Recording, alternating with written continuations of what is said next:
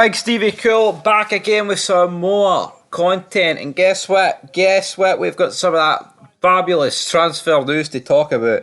And Haji, right, apparently negotiations have been entered, right? And I'm not buying this, to be honest. Like, I'm not saying negotiations couldn't be entered, but I just can't see us getting this guy for what, 7 million.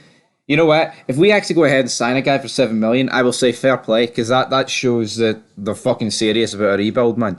Honestly, because I just, if it does not happen, if it does happen, like, I'm like, holy moly, like, I'm not saying if it doesn't, if they don't sign somebody for 7 million, that's the whole thing knackered, but man, it's going to show some intent, serious intent, so I'm looking forward to seeing if this is true.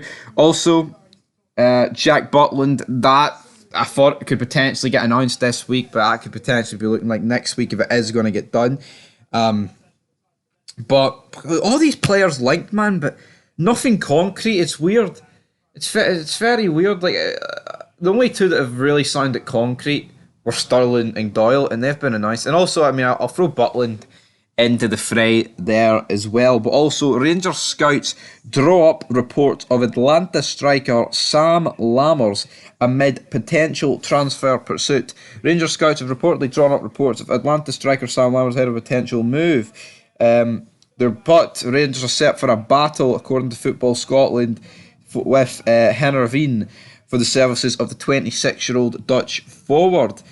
Jews are in the market to sign a new number 9 as Alfredo Morelos has left due to his contract being, it's expired. So, yeah, Sam Lammers, I feel like we're just linked with every striker in Europe that's like below the cost of 10 million at this rate. I mean, that's kind of what it feels like, which, you know, I'll take it like we can get some of them across the line, but says here, I mean, Ibrox News have gave their own verdict on it and said, not ideal. Lammers has spent the past few seasons on loan at different clubs and has failed to make an impression anywhere. His spells at Sampdoria, Frankfurt and Empoli have been underwhelming to say the least, and they do not make good reading for a striker. Yeah, I believe it's this season, last season, like, I guess this season's technically still going on. FA Cup, Scottish Cup final a day, and Champions League and all next, still coming Conference League shit. But yeah, he got relegated at Sampdoria, so not exactly the greatest player of all time. And you know what, right? See, as bad as Morelos and like Kent have been, I feel like, I don't know, I feel like there's going to get to a point next season where you're going to be like, fuck, we missed them. And I mean, I think that's natural when you lose players, but I feel like you looked at this season, man. It's like you saw that with Bassi and Aribo, man, like pretty much straight away. If I'm being honest, I feel like maybe Aribo a wee bit less. I feel like in the first couple of games, like Lawrence come in, he had a good impact in midfield, but once he get injured and you just saw like Kamara Lundstrom sideways passing, against Celtic and Ajax. Oh man, it was painful. Holy moly, I do not want to even fucking think about it, but I just had to think about it. Damn.